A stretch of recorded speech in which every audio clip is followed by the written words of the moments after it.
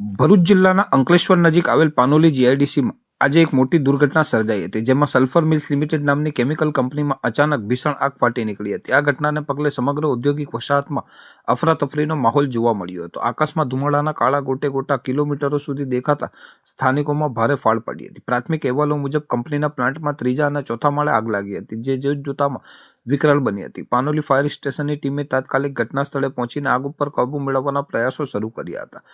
Blast દરમિયાન પ્લાન્ટમાંથી ઝેરી ગેસનું પણ ગળતર થયું હોય, જેને લઈ આસપાસની કંપનીઓમાં કામ કરતા શ્રમિકો અને નજીકના રહેણાંક વિસ્તારના લોકોને શ્વાસ લેવામાં તકલીફ તેમજ આંખોમાં બળતરા જેવી અસરો થવાની ફરિયાદો પણ સામે આવી હતી.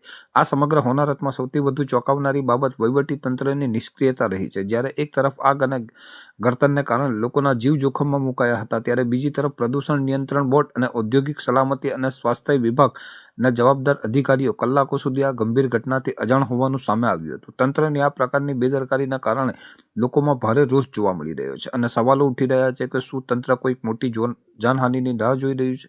વારંવાર બનતી આવી ઘટનાઓ છતાં સુરક્ષાના માપદંડોનું પાલન કરાવવામાં નિષ્ફળ રહેલ તંત્ર સામે હવે કડક કાર્યવાહીની માંગ ઉઠી રહી છે. હાલમાં ફાયર વિભાગ દ્વારા આગને કાબૂમાં લેવાની કામગીરી ચાલુ છે, પરંતુ ગળતરની અસરોને જોતા આસપાસના વિસ્તારમાં હજુ પણ ભય અને ચિંતાનું વાતાવરણ પ્રવર્તી રહ્યું છે.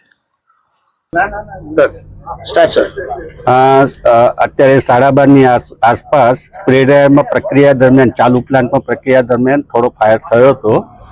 ફાયરમાં કોઈ કેઝ્યુઅલ્ટી નથી, કોઈ ઇન્જરી નથી અને ફાયર અત્યારે કંટ્રોલમાં આવી ગઈ છે. 90% કંટ્રોલમાં છે, 10% હમણાં કંટ્રોલમાં આવી જશે. ફાયર ટેન્ડર એક બોલાવેલું છે અને બાકીની કંપનીની ફાયરની ટીમ છે, ERT ટીમ, એ વર્ક કરી રહી છે. અત્યારે શું પ્રોડક્શનનું કામ ચાલતું છે?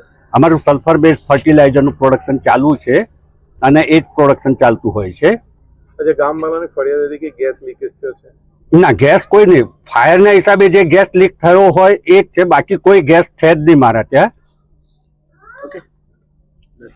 કોઈ પ્રકારના ગેસ અમે વાપરતા જ નથી. ખાલી આપણો જે CNG છે એ જ વાપરીએ છીએ, બાકી કોઈ જ નથી. તમારે જોશે હિન્દીમાં?